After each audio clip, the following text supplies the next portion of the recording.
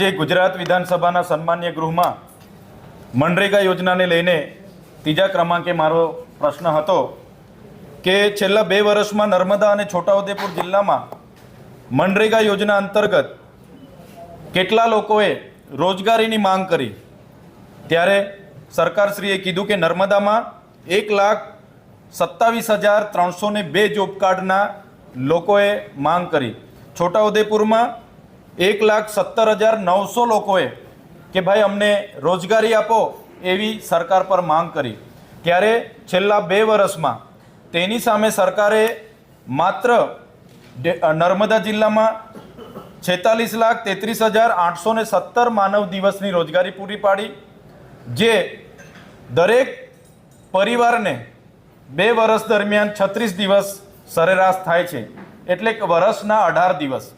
એ જ પ્રકારે છોટાઉદેપુરમાં 30,65,920 માનવ દિનની રોજગારી પૂરી પાડી। ત્યારે એ સરેરાશ ત્યાંની રોજગારી 2 વર્ષમાં એક પરિવારને એક જોબ કાર્ડને 26 આવે છે, એટલે વર્ષે 13 દિવસ રોજગારી પૂરી પાડી। આજે ગ્રામ્ય વિસ્તારોમાં રોજગારી નથી, બધા જ લોકોનો આધાર મનરેગા પર હતો, પણ જે પ્રકારે છેલ્લા 2 વર્ષમાં એ ચાહે ભરૂચ હોય, દાહોદ હોય, છોટાઉદેપુર હોય, નર્મદા હોય કે પંચમહાલ હોય, ભાજપના મંત્રીશ્રીના પુત્રો દ્વારા અને જલારામ એન્ટરપ્રાઇઝના હીરા જોટવા દ્વારા જે પ્રકારના કૌભાંડો થયા છે, જેના કારણે રોજગારી માટેના આવેલા ગ્રાન્ટનો ઉપયોગ મટીરિયલના કામોમાં થયો અને કરોડો રૂપિયા સગે વગે થયા। ત્યારે માત્ર નર્મદા જિલ્લામાં એક પરિવારને વર્ષ દીઠ સરેરાશ 18 દિવસ રોજગારી મળી છે અને છોટાઉદેપુરમાં વર્ષ દીઠ એક પરિવારને માત્ર 13 દિવસની રોજગારી મળી છે।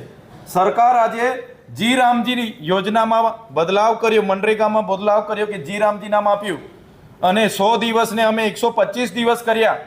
પણ મારે સરકારને વિનંતી છે કે તમે કમસે કમ 100 દિવસ તો પૂરા કરો। 100 દિવસ પૂરા કર્યા હોય એવા નર્મદામાં કેટલા જોબ કાર્ડ છે એ પણ મારો પેટા સવાલ હતો।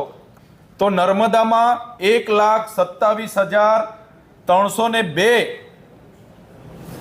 અરજીઓ મળી જોબ કાર્ડો મુજબ, પણ માત્ર 200 લોકો એવા છે કે જેમને 100 દિવસ રોજગારી સરકારે આપી છે।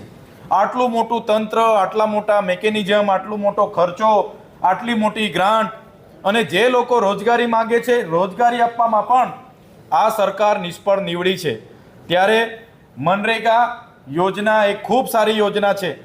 ગામડાના લોકો રોજગારી નહીં મળવાના લીધે ત્યાંથી વિસ્થાપિત થઈ પલાયન થઈને શહેરોમાં જાય છે, એમાં બાળકોનો ડ્રોપ આઉટનો રેશિયો પણ વધે છે અને શહેરોમાં મા બેટીઓ પર ઘણા અત્યાચારો પણ થાય છે।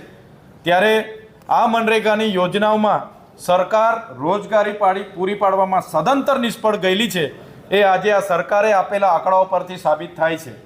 ત્યારે અમે લોકોને રોજગારી મળે એના માટે આજે ગૃહમાં પણ મંત્રી અને સરકાર સામે માંગણીઓ કરી છે।